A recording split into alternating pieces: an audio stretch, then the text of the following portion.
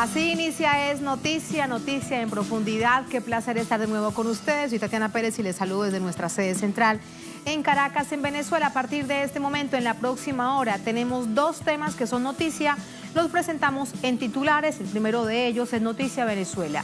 Este martes, gobierno firmó acuerdos de cooperación con UNICEF y FAO, instancias de Naciones Unidas, un día después de anuncios económicos y sociales del presidente Nicolás Maduro ante la nación, ante el pueblo. Analizamos en profundidad con el vicepresidente de Planificación, Ricardo Menéndez, todo este escenario.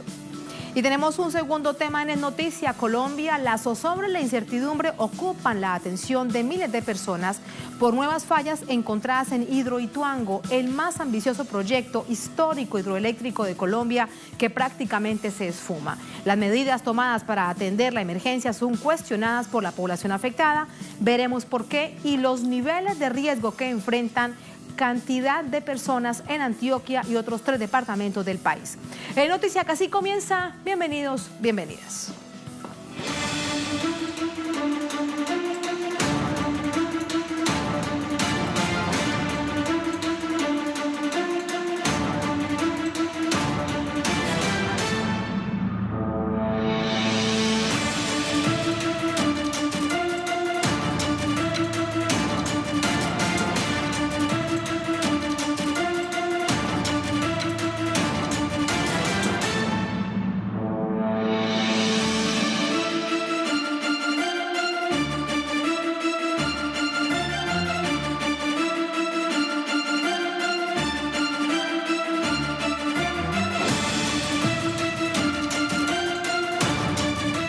Es noticia, Venezuela, gobierno bolivariano, Naciones Unidas sostenían un encuentro para suscribir varios convenios en materia de seguridad alimentaria, en materia de educación. Son acuerdos que se dan en el marco de los objetivos de la Agenda 2030, el organismo multilateral hemisférico que asume el Ejecutivo de Venezuela. Aquí los detalles. La vicepresidenta ejecutiva de la Nación, Delcy Rodríguez, junto al canciller Jorge Arreaza y el ministro de Educación Aristóbulo Isturiz, se reunieron este martes en la Casa Amarilla, sede de la Cancillería, con representantes de Naciones Unidas para firmar importantes convenios en áreas estratégicas como la educación y la alimentación. Por el organismo estuvieron presentes Rafael Ramírez Mesec, representante del Fondo de las Naciones Unidas para la Infancia, UNICEF, Carlos Mendoza, encargado de la Organización de las Naciones Unidas para la Alimentación y la Agricultura, FAO, y Peter Grofman, coordinador residente del Sistema de Naciones Unidas en Venezuela. El acuerdo suscrito con la UNICEF apuesta por la universalización del acceso a la educación inicial, así como el retorno de niños y niñas que temporalmente se retiraron del sistema educativo y el mantenimiento de la matrícula escolar. Además, se busca priorizar la capacitación y mejoramiento de la didáctica en materias como lenguaje y matemática. Por su parte, el convenio firmado con la FAO busca promocionar la agricultura urbana y nutrición adecuada con alimentos autóctonos producidos en centros escolares o en comunidades cercanas de las escuelas priorizadas. La vicepresidenta ejecutiva Delcy Rodríguez hizo hincapié en la importancia del multilateralismo como fórmula para avanzar en materia de paz y seguridad de cara al futuro.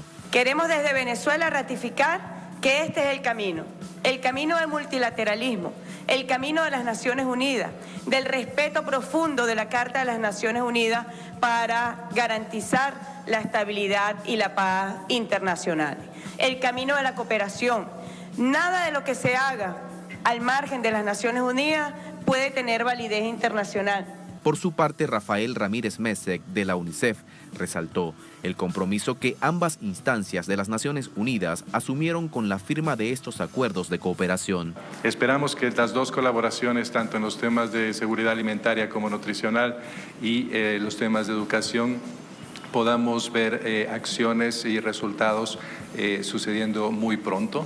Hemos venido conversando ya durante algún tiempo y nos hemos venido también preparando para que después de esta firma podamos ver de a poco, pero incrementando día a día cambios claros. Venezuela forma parte de todos los organismos de derechos humanos de la ONU y es signatario de todos sus acuerdos. La víspera, el presidente reelecto Nicolás Maduro, durante la presentación de su memoria y cuenta ante la Asamblea Nacional Constituyente, presentó además el Plan de la Patria para el periodo 2019-2025. En el mismo están contemplados los 17 Objetivos de Desarrollo Sostenible de la Agenda 2030 de Naciones Unidas. Y de esta manera seguimos sumando información sobre la agenda de los primeros días del nuevo gobierno del presidente Maduro, del Ejecutivo, con su tren ministerial, con Luis Tavera desde nuestra sala de redacción. Hola Luis, agenda cargada de noticias, muy buenas noches.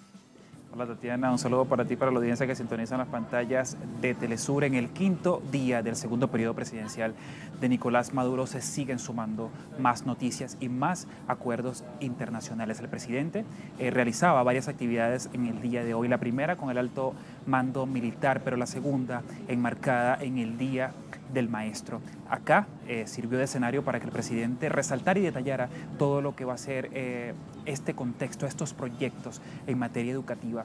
Él resaltaba, y cito, que hoy en su quinto día de periodo constitucional, que va a presidir hasta el 2025, él resaltaba que están graduando centenas de maestros y maestras, y esto como meta para este año. Seguirán inaugurando universidades públicas y también estas cooperaciones que existen con países como Cuba y Rusia seguirán fortaleciendo el intercambio de estudiantes para seguir creando, como él lo describía, una plataforma educativa que ya ha sido reconocida por organismos internacionales, y ya lo veíamos en el reporte que veíamos hace minutos, que la vicepresidenta de Venezuela, conjuntamente con el canciller Jorge Arreaza, realizaban un encuentro, una reunión bilateral para firmar nuevos acuerdos con el país residente de las Naciones Unidas acá en Venezuela, que mediante informes y también mediante visitas sociales sigue anunciando y sigue resaltando lo que en materia de educación Venezuela representa uno de los países con mayor protección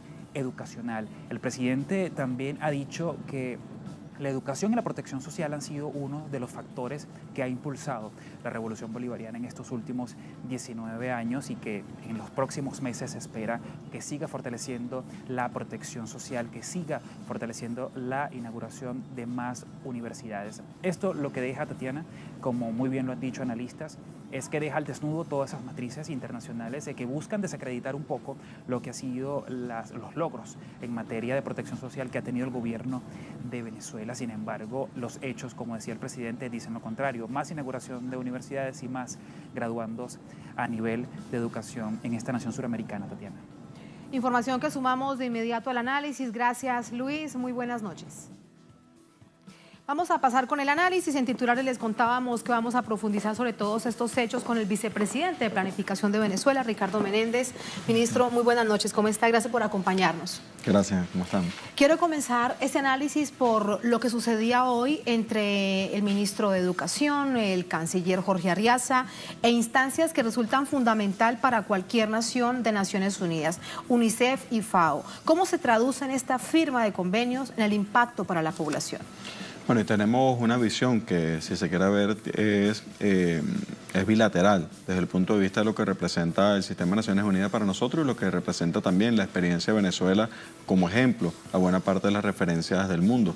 Nosotros en este caso tenemos una visión integral desde el punto de vista de todo lo que significan los organismos del sistema de Naciones Unidas. Hay una colaboración permanente desde el punto de vista de los organismos, y adicionalmente Venezuela es referencia también a nivel internacional en varios temas. Por ejemplo, lo que significa el programa de alimentación escolar de nuestro país lleva una cobertura de más de 5 millones de niños que diariamente se le da alimentación en las escuelas. Esto sin duda alguna llama la atención en cualquier parte del mundo. Claro. Adicionalmente, lo que tiene que ver, por ejemplo, con la referencia de la construcción permanente de viviendas, otra de las misiones que es de alguna forma ejemplo desde el punto de vista internacional, y lo vemos, por ejemplo, en cifras como significan los 2,5 millones de viviendas construidas en nuestro país. En el caso del sistema de Naciones Unidas, el presidente de la República, en el retorno del año 2015, lo que fue la Asamblea de las Naciones Unidas, se vieron precisamente los ODS, los objetivos de desarrollo sostenible, sostenible a nivel mundial, que es el 2030, los objetivos que tenemos hasta el 2030, y el presidente los asumió como un tema de desarrollo obligatorio para el país. En aquel momento empeñó que la visión del presupuesto de la nación, que toda la visión desde el punto de vista del desarrollo de nuestro país tenía que alinearse perfectamente con la visión de los ODS, de lo que significa el 2030. Pero adicionalmente nos mandó en aquel entonces a hacer una revisión del Plan de la Patria y ver qué tanto tenía en relación precisamente los objetivos del Plan de la Patria con los objetivos de desarrollo de las Naciones Unidas.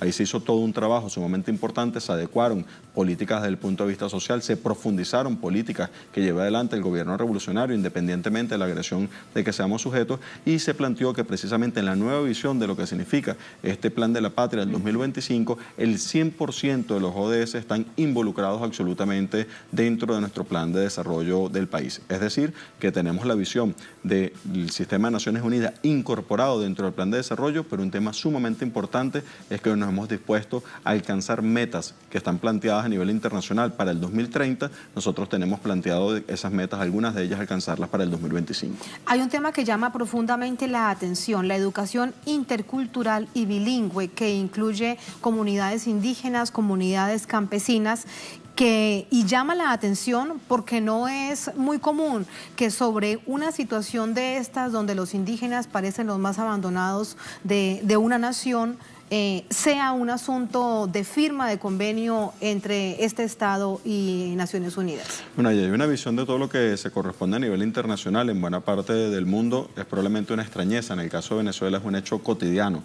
Por ejemplo, lo que son normalmente los invisibles, los nada, que diría Galeano, en el caso de la Revolución Bolivariana son los que están siempre presentes. Ahí tenemos, por ejemplo, todo lo que significan los afrodescendientes, significa todo lo que son las mujeres, significa toda la visión desde el punto de vista de nuestros habitantes originarios, lo que son los pueblos indígenas. Nosotros podríamos decir que no solamente están involucrados dentro del punto de vista de las políticas del gobierno revolucionario, la educación intercultural, la educación bilingüe es un tema fundamental desde el punto de vista del desarrollo, y nosotros no solamente estamos contemplando desde el punto de vista del Plan de la Patria en conformarnos en que se respete.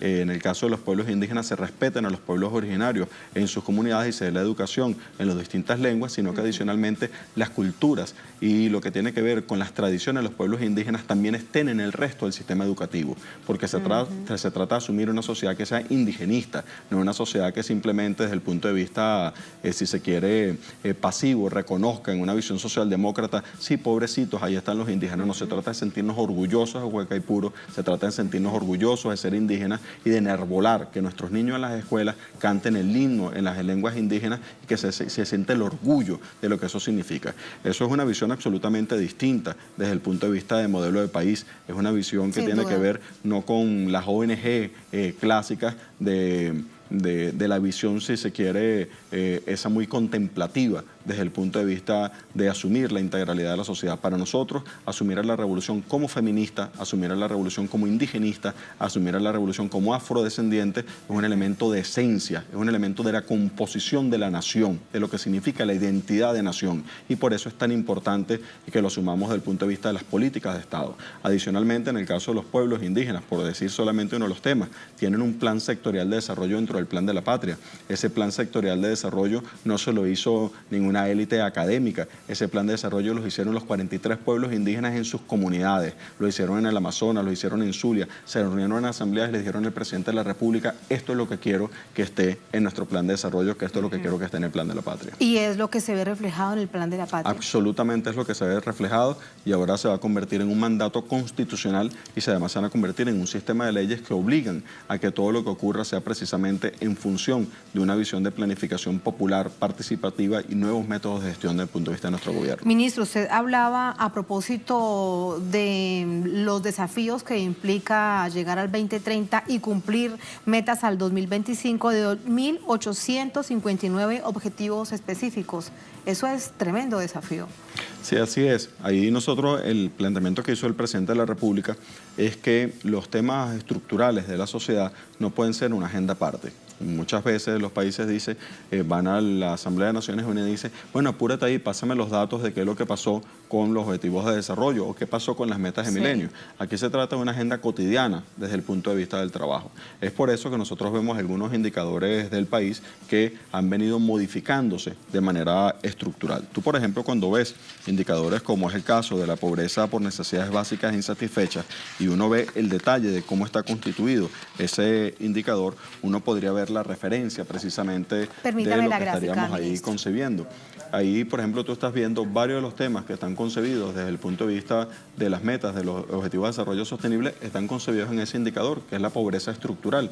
Ahí, por ejemplo, tú ves si los niños asisten o no asisten a la escuela, que es la escolaridad, observas la dependencia económica, observas el nivel de hacinamiento, ¿no?, que tienen las personas, observas lo que tiene que ver con las condiciones de los materiales de la edificación, si es deficitaria o no la edificación, y adicionalmente lo que tiene que ver con la satisfacción de los servicios. Cuando tú ves un indicador que es estructural y ves la integralidad de ese indicador, tú ves precisamente que temas como la política educativa afecta estructuralmente lo que es esa visión. Es por eso que tú ves indicadores ahí donde hemos bajado a 0.6. El indicador, por ejemplo, desde el punto de vista de lo que corresponde a la composición de escolaridad, ves, por ejemplo, la cifra que decía el presidente de la República en incrementar en un 7% la matrícula desde el punto de vista de la escolaridad.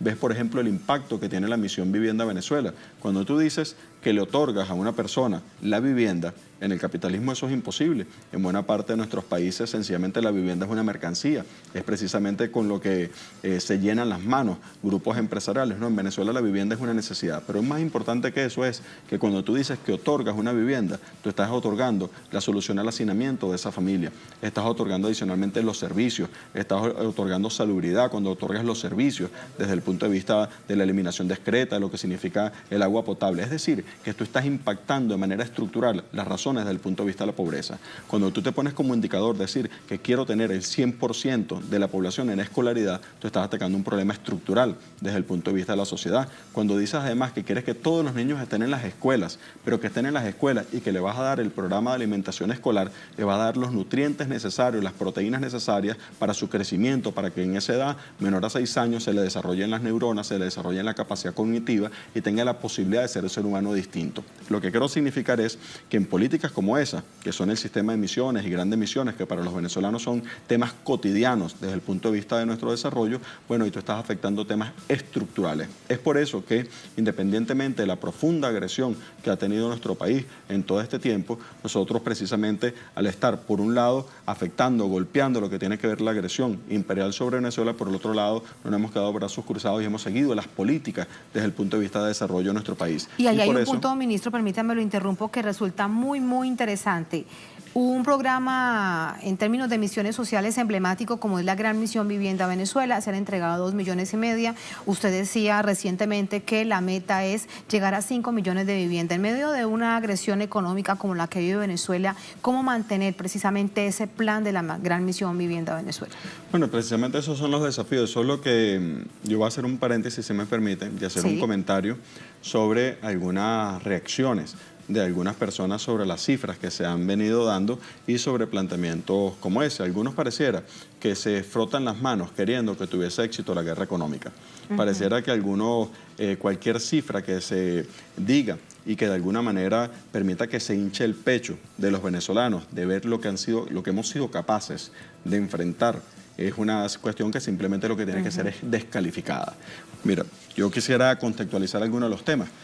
Esta es la cifra. Y es importante que a nivel internacional se pueda ver. Esta es la cifra de lo que corresponde con el ingreso de divisas de la República de Venezuela. Esto es decir, lo que ingresa por petróleo y lo que se liquida al Banco Central de Venezuela. Nosotros teníamos en el año 2013 42.000 millones de dólares que ingresaban a la República por este concepto.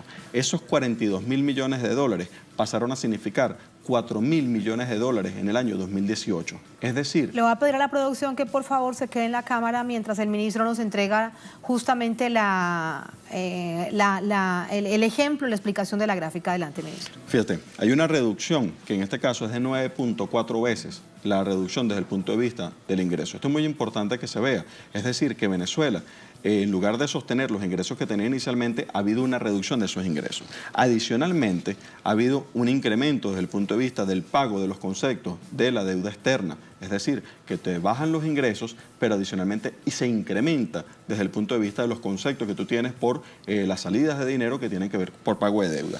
Y por otra parte, que es sumamente importante que lo vea cualquier compañero, que lo vea a nivel internacional, aquí está la agresión de la moneda. Esta curva que uno ve aquí, que se viene proyectando, es como se fue tasando el dólar paralelo desde el punto de vista de nuestro país. Es decir, un dólar diseñado para la guerra. Y qué casualidad que todos los picos del dólar paralelo tienen que ver con procesos electorales. Qué casualidad que todos los picos desde el punto de vista del dólar paralelo tienen que ver con coyunturas desde el punto de vista político. Así, por ejemplo, hubo un 377% de incremento de la tasa del dólar paralelo desde el momento que el presidente de la República llama a la Asamblea Constituyente y se dan las elecciones regionales. Posteriormente hay un incremento de 710% en el momento a partir del mes de noviembre hasta lo que fue ese proceso de marzo, cuando se viene a hacer el preámbulo de la campaña electoral. Y cuando ocurre el proceso desde el punto de vista político, la elección del presidente de la República, ocurre un incremento de 3.600% del dólar paralelo. Es decir, que cualquiera que nos vea a nivel internacional tiene que ver precisamente el significado que tiene la agresión desde el punto de vista de la moneda y cómo se ha procurado socavar las bases económicas de un país. Es decir, afectación desde el punto de vista del ingreso, una reducción de 9.4% desde el punto de vista del ingreso, un 900. Y en esta coyuntura también se vio. Absolutamente. Un incremento exponencial. Absolutamente. Se da el momento de la toma de posesión del presidente de la República, el dólar paralelo brinca casi al doble en apenas un día. Es decir, y lo que quiero significar, una reducción, y lo voy a decir así y voy a adrede a repetir el número, porque hay algunos por ahí que se dan de sesudos académicos y se le olvida lo que son los contenidos de estadística 1 de la mayoría de las universidades, que es una reducción de 944%. ¿Cómo es eso que puede haber una reducción de más del 100%? Bueno, sencillamente porque una reducción mayor de la proporción inicial que representaba la masa desde el punto de vista del recurso. Así como, por ejemplo, el presidente de un incremento de 300%, que es más del 100%, hubo una reducción del orden de 9.4%, de 9.4 veces de lo que significó la masa de dinero. ¿Por qué esto es tan importante que lo veamos? Porque cualquier gobierno neoliberal, cualquier gobierno de esos que se reúnen en el cartel de Lima a darle clases de democracia a todos los países del mundo, esos gobiernos, si tienen cualquier pequeña perturbación en sus indicadores macroeconómicos, lo primero que hacen es cerrar escuelas. Lo primero que hacen es mandar a la gente desempleada. Ahí hay algunos gobiernos que mandaron 500.000 personas desempleadas en sus primeros meses de gobierno. Y lo que ha ocurrido aquí es absolutamente lo contrario. La agresión la han hecho cómplices precisamente de lo que es ese mecanismo desde el punto de vista internacional, y aquí lo que ha ocurrido es una situación contraria. Es por eso que cuando tú, por ejemplo, dices que la cifra, con esos indicadores que acabamos de ver, y tú de repente dices, ¿cuáles son las diferencias entre el gobierno de Venezuela y los gobiernos de otras partes del mundo? Bueno, esto es una diferencia. Una diferencia tiene que ver que se ha dedicado de todos los ingresos que tenga la República, se ha dedicado el 75% de los ingresos a la inversión social. Es decir, que no se dedicaron a los banqueros, no se dedicaron a los grandes capitales, no se dedicaron a los monopolios y a los oligopolios. ¿Al FMI? Al FMI no se dedicó al Banco Mundial, se le dedicó a la gente. Y esto es lo que esos organismos no pueden probablemente entender, que precisamente se priorice la gente. Para ellos son simplemente lo que ¿Un cuadro de 20 años, ministro? Permítame, eso vamos es un cuadro de 20 años. Si tú ¿Los 20 años de la revolución? Si tú comparas con la visión de lo que fue la Cuarta República en su mismo periodo de tiempo, pues estamos comparando iguales con iguales, su mismo periodo de tiempo representó cerca del 39%, allí parece 42% desde el punto de vista del ingreso. Lo dedicaron precisamente a la inversión social. La revolución ha pasado a 75%, una cifra que ya parecía récord desde el punto de vista del trabajo. Pero por si fuera poco, la seguridad social es 34 veces más la inversión hoy de lo que se hacía en el pasado. La educación es 20 veces más, la salud es 25 veces más, la vivienda es 27 veces más la inversión que hacemos hoy de lo que se hacía en el pasado. Y uno lo oye así y parecieran datos crudos, datos que sencillamente probablemente no dicen nada, pero eso es gente de carne y hueso. Cuando, por ejemplo, tú ves la cifra de lo que corresponde a los pensionados y pensionadas de nuestro país, ves, por ejemplo, que en el pasado, en 1998, habían 387.000 pensionados en nuestro país. De las personas que estaban en edad de pensión, estaba el 19.6% de la población en edad de pensión estaba pensionada. Y aquí nos han hecho una guerra inclemente. Nos han hecho lo que no le han hecho probablemente a ningún país del mundo. Lo que no podrían los mismos gobiernos que nos han hecho la guerra, no podrían probablemente tolerar. Y nosotros vamos a poder decir en el 2025, en el 2030, que el 100% de las pensiones las obtuvimos en medio de la guerra económica. Nosotros vamos a poder decir que nosotros tenemos el trofeo de que la escolaridad se incrementó en medio de la guerra económica. Nosotros vamos a poder decir que a pesar de que los indicadores macroeconómicos que siempre dicen que si la inflación es de tanto por ciento tal, el desempleo se dispara tanto por ciento, nosotros mantuvimos el empleo en una tasa entre 6 y 7% durante todo el proceso de la guerra económica, y que la pobreza estructural, aunque les duela mucho, aunque les dé urticaria, la pobreza estructural bajó porque hay una misión vivienda, porque hay un plan de salud, porque hay una visión desde el punto de vista de desarrollo. ¿Que tenemos problemas? Claro que tenemos problemas. En ese contexto, permítame, ministro, le pregunto algo. Usted hablaba también recientemente de la pobreza coyuntural. ¿Cómo entenderla en el marco de lo que significa la guerra económica? ¿Cómo ejemplificarla? Sí, la pobreza estructural es una definición que tiene que ver precisamente con el conjunto de variables que se dan desde el punto de vista de desarrollo de una sociedad. Esa pobreza es la que hemos venido de alguna forma afectando y la que hemos logrado modificar sus razones desde el punto de vista de la esencia. Otros indicadores de la sociedad también se han venido modificando desde el punto de vista de desarrollo. Por ejemplo, lo que se refiere al coeficiente de Gini, que es el índice de desigualdad desde el punto de vista de la sociedad, es otro de los que se ha modificado. Arrancamos en 0,49 cuando arrancó la Revolución Bolivariana, y ese coeficiente de Gini ha venido bajando hasta ubicarse en 0,37. Obsérvese que esto corresponde prácticamente a un comportamiento asintótico que hemos tenido precisamente en los años de guerra. Asintótico es que se acuesta el comportamiento, pero eso ocurre en 0,38. Lo que ellos estaban esperando es que esto se disparara de nuevo hacia arriba, y ocurre precisamente que independientemente de la agresión hemos logrado contener afectación desde el punto de vista social. Es por eso, y debemos recordarlo, seguramente lo podrán recordar los medios de comunicación, que algunos decían a inicios del año pasado, decían, no, es que la revolución no puede ir a unas elecciones. No se ha visto un caso en el mundo donde con las variables macroeconómicas que tiene Venezuela pueda haber una victoria desde el punto de vista electoral. Bueno, aquí están lo que no entienden algunos, y es precisamente que hay un pueblo, que hay una revolución y que hay esquemas de protección desde el punto de vista de nuestro pueblo. Para ver estas láminas, si me permites, para cerrar algunas de ellas, este es lo que tiene que ver con la pobreza desde el punto de vista estructural, uno de los temas que tú estabas planteando. Vemos la reducción precisamente, y un tema importante que se sepa a nivel internacional. Estos picos que se ven en la configuración desde el punto de vista de la pobreza es cada vez que la oposición hace acciones en Venezuela. Esto se corresponde con el sabotaje petrolero. Todos los picos de la serie desde el punto de vista de Venezuela tienen que ver con las perturbaciones que ha pretendido la oposición sobre el sistema económico venezolano. ¿Esa es lo que usted llamaría la pobreza coyuntural, producto de esos picos? No, la pobreza coyuntural tiene que ver, existen varias formas, existen cerca de 47 formas distintas de medición de pobreza. Pobreza coyuntural tiene que ver con las mediciones asociadas al tema del ingreso, que son perturbaciones vinculadas, por ejemplo, a lo que corresponde a inflación, a afectaciones de la línea de ingreso, etcétera. En el caso de la Revolución Venezolana, que evidentemente hay un proceso inflacionario, que hay un proceso de afectación desde el punto de vista del ingreso, y es uno de los temas que ha planteado el presidente de la República, cómo se ha combatido esa visión. Por una parte, con los incrementos salariales. Nosotros tenemos 47 incrementos salariales. Algunos dicen, no, es que los incrementos salariales generan masa monetaria, y como generan masa monetaria, agarran y generan perturbación desde el punto de vista de los procesos inflacionarios. Sí. Entonces, ¿qué es lo que nos pedían? ¿Qué es lo que nos pedían? Que no aumentáramos los salarios, que dejáramos a la gente de la intemperie afectada por los procesos especulativos de precios. Por un lado, golpear los precios, pero no se podía dejar al pueblo precisamente desasistido. Y otros mecanismos sumamente importantes que cuenta Venezuela, cuenta con un carnet de la patria, que son mecanismos de subsidio directo que se le otorga a la población, y cuenta con sistemas públicos desde el punto de vista de sus servicios. Probablemente algunas partes de América Latina dirán, ¿cómo es eso de servicios públicos? ¿Cómo es eso que en Venezuela el 82% de la educación es pública?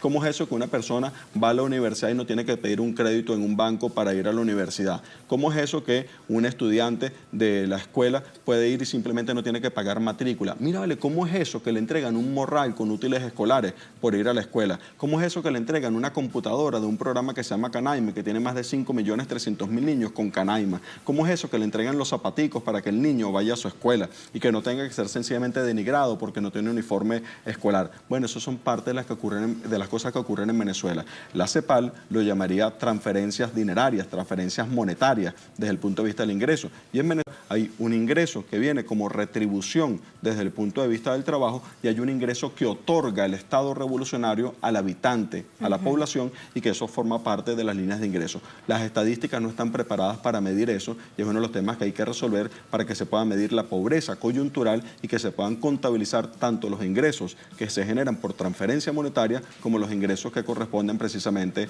al trabajo de la persona. Ministro, nos quedan unos minutos de esta entrevista y quiero centrarlos en los desafíos que vienen para los próximos años. El plan de gobierno, el plan de la patria 2019-2025. Uno de ellos, después de ver todo este balance, sin duda es la protección de los salarios, la protección del trabajo del día a día del pueblo venezolano. ¿Cómo se plantea ese objetivo? Mira, nosotros podríamos decir, y uno de los temas muy importantes, y como en América Latina hay un debate de modelos. Hay un debate de modelos. Cuando hay una agresión a Venezuela, no la pasan desapercibida. Eso es una agresión que tiene que ver con un debate de modelos.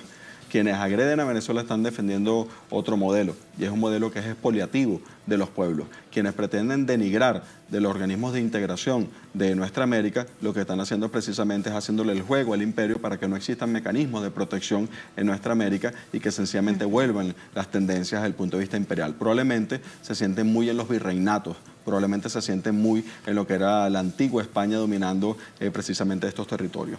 Cuando tú ves, por ejemplo, que en 1989 en Venezuela se entrega, ni siquiera hubo plan de la patria, ni siquiera hubo plan de desarrollo económico y social. Estoy hablando del gobierno de Carlos Andrés Pérez. Ahí gana en 1988, en 1989 llamaron el programa de desarrollo, aquel momento se llamaba el Gran Viraje.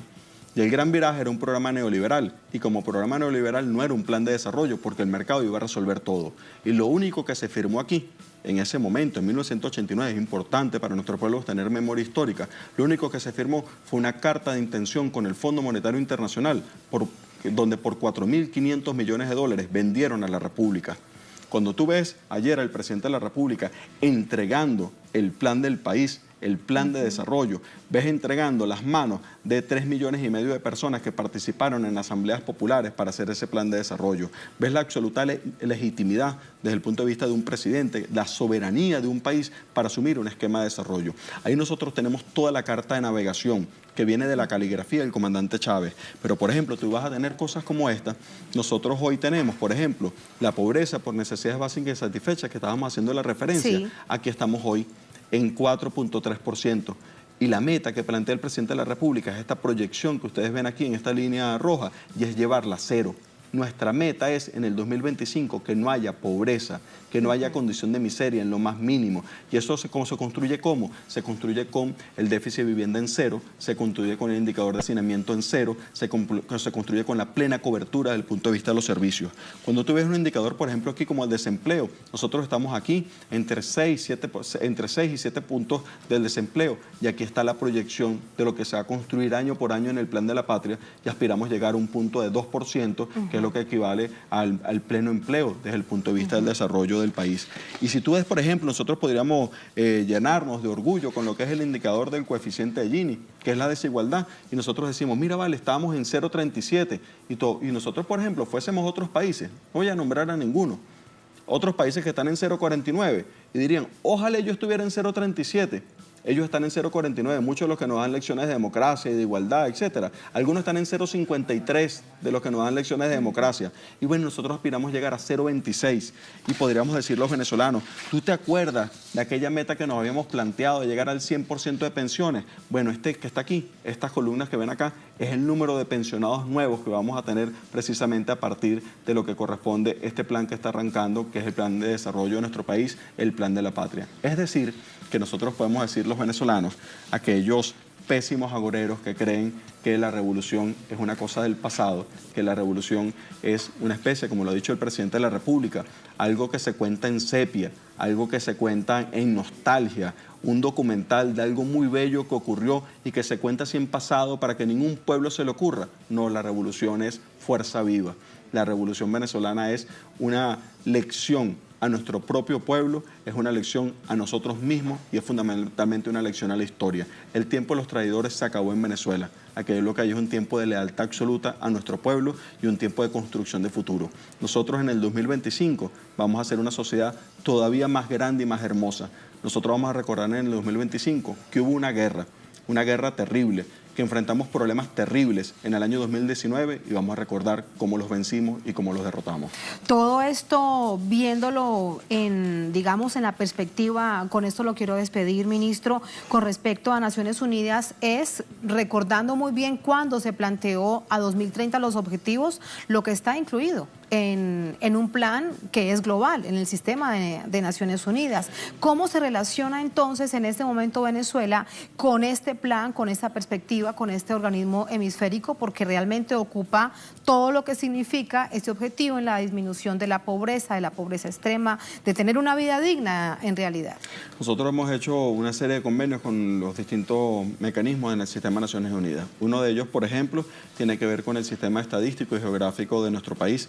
Y eso nos lleva precisamente a los sistemas de medición e indicadores. Ya buena parte de esos mecanismos lo tenemos implementado, buena parte de estas cifras viene precisamente con soporte de lo que son nuestros mecanismos de cooperación desde el punto de vista internacional. Pero adicionalmente nosotros queremos regalarnos como pueblo lo siguiente. Nosotros en el 2025 vamos a llegar a metas que están planteadas para el 2030 y no nos vamos a parar ahí, vamos a seguir avanzando. Muchas gracias, ministro. Un placer y muy buenas noches. Y le entrego sus láminas. Muchas gracias. Así nos vamos a la primera, única pausa en esta emisión de Es Noticia, después de ese análisis profundo de lo que hemos visto en dos oportunidades durante esta jornada, discurso, declaración del presidente de la Nación, Nicolás Maduro, al pueblo y al mundo en general. Vamos entonces a una pausa. Al volver vamos a hablarles de Colombia, Noticia Colombia. La zozobra y la incertidumbre ocupan la atención de miles de personas por las nuevas fallas encontradas en Hidroituango, el más ambicioso proyecto hidroeléctrico de Colombia que se esfuma. Las medidas tomadas para atender la emergencia son cuestionadas por la población afectada. Veremos por qué es lo que pasa y cuál es el nivel de riesgo que enfrentan estas miles de personas al volver en Es Noticia.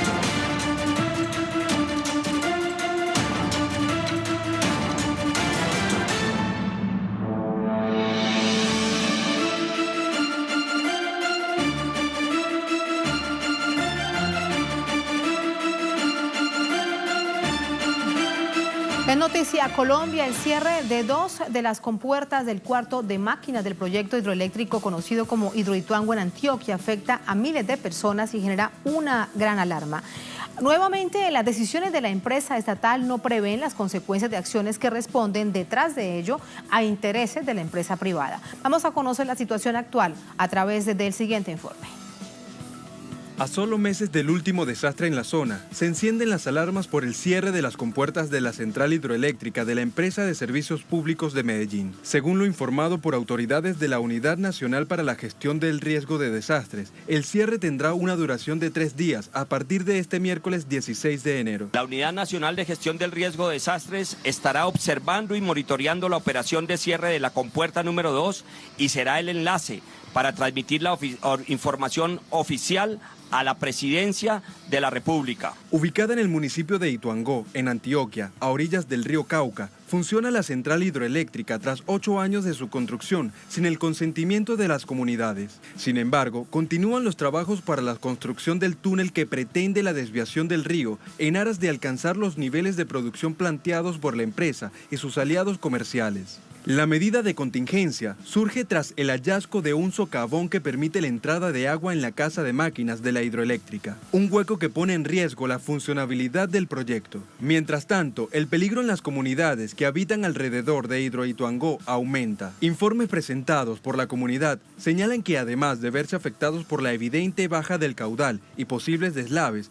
también afectará la movilidad de los pobladores en la zona, obligándolos a desplazarse de sus hogares mientras continúen las obras, situación que poco informan las autoridades. En medio de la contingencia, la empresa EPM, encargada del proyecto, lanzó una alerta en distintas zonas aledañas a la central. En alerta roja, para una evacuación permanente, se encuentra el corregimiento de Puerto Valdivia. En alerta naranja, para alistamiento y evacuación inmediata, los municipios de Cáceres y Taraza. Y en alerta amarilla, en avisos de preparación para evacuaciones, los municipios de Caucasia y Nechí, así como también los departamentos de Bolívar, Sucre y Córdoba. Una medida que afecta a más de 1000 familias que viven específicamente en Valdivia, lugar más cercano a la hidroeléctrica, no cuenta con centros de atención de emergencia. Las comunidades han tenido que crear autoalbergues con la esperanza de poder permanecer cercanos a sus hogares, pese a que la propuesta detrás de las alarmas sea la evacuación definitiva de su territorio.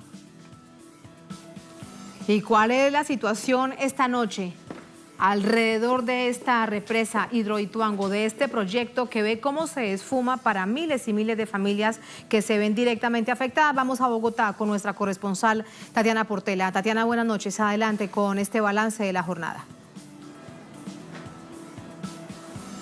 Un saludo para usted, Tatiana, y para nuestros televidentes. Pues lo que hay que decir es que las comunidades en este momento están en completa angustia y zozobra.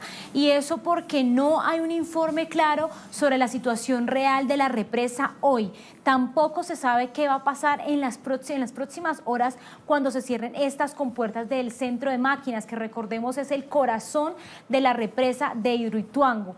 Hay que decir que desde hace una hora, por el movimiento Ríos Vivos en Twitter, se vienen realizando varios trinos exigiendo no solamente respuestas a EPM, sino también al Estado colombiano, que hasta el día de hoy, hay que recordarlo, hace 8 meses se presentó una inundación que dejó a miles de personas sin vivienda y que al día de hoy, Tatiana, todavía no cuentan ni siquiera con una ayuda del Estado ni la reubicación de sus viviendas que se perdieron en esta inundación por cuenta pues de esta represa de Hidroituango. Ahora lo que piden las comunidades es que el Estado colombiano no los abandone, pues temen mucho no solamente por perder la vida, sino también porque lo que se vendría con esta represa o con el cierre de este cuarto de máquinas es que baje el caudal en un 50%, es decir, que el río Cauca pierda el 50% de su caudal, lo que afectaría pues la fauna y la flora de este sitio, de esta zona de Colombia. Ahora entonces pues lo que dice Zuleta, que es una de las dirigentes del movimiento Ríos Vivos, es que le exige a la Procuraduría tomar acciones inmediatas, pues hasta el día de hoy no han recibido ni siquiera una orientación de lo que va a suceder con Puerto Valdivia, Puerto Antioquia, lo que es Cáceres, Tarazá y todos estos municipios que se vienen afectados, no solamente hace 8 meses, sino desde hace más de 10 años, desde que empezó la construcción de esta represa, y que se les ha negado desde ese tiempo la información clara y oportuna sobre esta construcción, Tatiana. Ahí está, además de toda la zozobra, el no tener información que genera tal incertidumbre. Gracias, Tatiana, buenas noches. De hecho, Tatiana nos hablaba de Isabel Zuleta, ella está con nosotros, es la vocera del movimiento Ríos Vivos de Antioquia, nos acompaña desde la capital Medellín. Isabel, buenas noches. Buenas noches. Isabel, ¿qué es lo que pasa esta noche? ¿Cómo viven las comunidades? Son más de 17 municipios en este momento que están prácticamente en alerta por lo que pueda suceder dentro de las próximas horas, a las 6 de la mañana, cuando anuncia EPM, Empresas Públicas de Medellín, que cierra las compuertas del cuarto de máquinas. ¿Cómo se vive entonces esta situación? ¿Qué información tienes de los demás voceros que se encuentran en el lugar? Se vive con muchísima angustia, con un agotamiento tremendo y con la sensación de que al Estado colombiano, tanto al gobierno como a los organismos de control y mucho más para la empresa, han cedido todo el control del territorio a una empresa. Estamos en un estado empresarial en el que Empresas Públicas de Medellín es la que toma todas las decisiones sobre el territorio. Decide cuándo nos movilizamos, cómo nos movilizamos, si se evacúa o no, si se alerta o no. Nosotros vemos una gran contradicción porque aquí en el territorio hay mensajes que nos dicen que estemos tranquilos, pero en los medios nacionales dice que hay alerta, que se debe evacuar, nos dice la Unidad de Gestión del Riesgo, y aquí los alcaldes han dicho que no se debe evacuar, la misma Gobernación de Antioquia que no hay que evacuar, los niños van a ir normalmente a la escuela y sin embargo al mismo tiempo fueron evacuados 1.000 trabajadores de la obra. Nosotros vemos que para las personas pobres no hay evacuación, pero que para los intereses empresariales sí hay gestión del riesgo, sí hay prevención, y que para las comunidades de las riberas del río no hay ningún tipo de atención. Nosotros sentimos que hay una verdadera dictadura por parte del Estado colombiano que nos somete a una alta presión, no solo a nosotros, nos ha ignorado por todos estos meses el sufrimiento tan grande de las comunidades, sino que ha ignorado las señales de la montaña, que todo el tiempo la vemos desgarrarse, la vemos caerse, y EPM simplemente no registra esos datos porque el Estado cedió el registro de todos los datos a la empresa, el registro de las situaciones, la atención misma de la emergencia la ha venido cediendo, y realmente la situación es muy grave porque ha cedido completamente todas las funciones a esta empresa. Vemos cómo registra deslizamiento cero en la montaña y nosotros observando que la montaña se viene abajo, que la montaña ha tenido deslizamientos. Por eso no le creemos a esta empresa y tampoco tenemos confianza en el Estado colombiano, en el gobierno colombiano. Sus mensajes son completamente contradictorios y lo único que nos muestran es que su interés es por salvar la obra y no por salvar la vida, la integridad física de las comunidades. Isabel, ¿en quién creer? ¿Será en ustedes mismos? ¿Cómo ponerse a salvo sin saber ante tal nivel de incertidumbre sobre lo que sucederá dentro de próximas horas? Pues realmente nosotros hemos consultado con expertos independientes tratando de entender lo que está ocurriendo. Lo único que sabemos es que nos tenemos a nosotros mismos, que estamos tratando de actuar de manera coordinada, de no seguir esas instrucciones perversas y contradictorias que nos han dado, y de estar observando todo el tiempo nosotros mismos el comportamiento de la montaña, el comportamiento del río. Vemos cómo aguas abajo el río ha cambiado totalmente después del muro. Para nosotros es un crimen, es un ecocidio lo que van a hacer el día de mañana, porque nos dicen que va a disminuir muchísimo el caudal con el cierre de las compuertas, y el caudal ya está muy disminuido porque estamos en temporada seca, pero también los lodos han quedado represados arriba en la zona de la represa. El río está completamente claro, no es normal en el río, los sedimentos se han quedado allá. Eso tiene graves consecuencias también para el ecosistema. Tememos mucho por la mortandad de peces, sobre todo porque en esta época es la época de subienda, es la época en la que las familias se alimentan del río, y hay mucha tristeza en la población con la posibilidad de que mueran los peces. Nos dejan como sin opciones, nos dejan con la opción de o se salva el proyecto o derrumban la montaña o secan el río. Nosotros nada de eso lo hemos querido. Nosotros lo único que queríamos era una vida tranquila, que no la hemos tenido desde hace muchos años por la violencia en el territorio, por la gran cantidad de muertes, por más de 130 masacres que nos ha tocado sufrir, y ahora con este megaproyecto la gran incertidumbre. Confiamos en nosotros mismos, confiamos en las personas que nos apoyan, confiamos en los asesores independientes, y esperemos que nada nos suceda a nosotros, ni a la flora, ni a la fauna el día de mañana y después de mañana con esta gran incertidumbre y zozobra a la que nos han sometido. Isabel, ¿quién está detrás de este proyecto? Siempre figura Gobernación de Antioquia, las alcaldías y empresas públicas de Medellín, pero Colombia está bien acostumbrado a entregar proyectos de concesión por miles de millones de dólares. A ver si se logra entender desde el otro lado qué es lo que está protegiendo en términos de intereses el gobierno de Iván Duque. Bueno, nosotros sabemos que este megaproyecto ha entregado, está realmente con muchísimos préstamos internacionales. El Banco Interamericano de Desarrollo le ha prestado más de la mitad de lo que vale el megaproyecto. Para nosotros es inconcebible incluso la cifra. ETM se ha negado al diálogo con las comunidades ante los organismos de control, pero también incluso ante los mecanismos que tiene el propio banco para la vigilancia de un préstamo multimillonario. Sabemos que ese préstamo está porque nosotros mismos hicimos una queja ante ese mecanismo, y ese préstamo, que son múltiples préstamos, también recibió mucho dinero de la banca, de distintas bancas a nivel internacional, pero que, como todos lo sabemos, los asientos que tiene este banco, la mayoría de asientos son de Estados Unidos. Entonces, detrás de este megaproyecto hay muchísimos intereses económicos y mucho dinero internacional.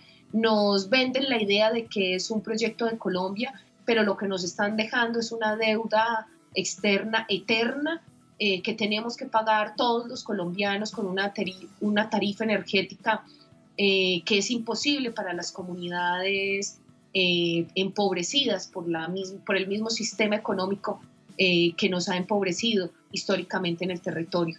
Sabemos de esos intereses internacionales, pero realmente sabemos que además detrás de este megaproyecto lo que hay es un interés por la destrucción del ambiente a través de minas de oro, porque todo el cañón del territorio, todo el cañón del río Cauca tiene múltiples concesiones mineras, principalmente a Continental Gold, que es una empresa minera canadiense que necesita mucha agua y que necesita mucha energía.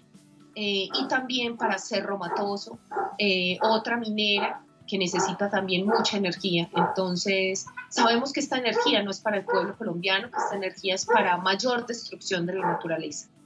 Ahí están detrás de los intereses de esta hidroeléctrica, como lo decíamos en titulares, lo que sería el mayor proyecto, el mayor desafío hidroeléctrico de Colombia, que atendería supuestamente el 17% de la electricidad que consume el pueblo venezolano. Para despedirle, Isabel, por supuesto decirle que estaremos muy atentos este miércoles a lo que suceda allí en toda esta área de influencia.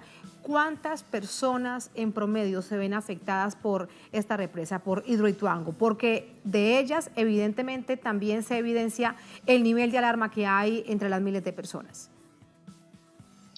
Pues la Contraloría, en un informe que presentó, habla de más de 20.000 personas afectadas de manera directa, y de manera indirecta de más de 300.000 personas. Muchas gracias, Isabel. Le enviamos un abrazo caluroso. Muy buenas noches. Muchas gracias a ustedes, porque hay pocos medios en Colombia que visibilizan las voces desde las comunidades y solo visibilizan las del empresariado. Muchas gracias por ese espacio para visibilizar otra voz desde las comunidades. De hecho, déjeme presentarle esta última reflexión. No es un titular principal en los medios colombianos, una situación tan grave. Lo veía antes de venir al programa y no lo es. Aparece referenciado de una manera pequeña, pero no es un gran titular, lamentablemente, en Colombia. Gracias, Isabel. Gracias, que estén bien.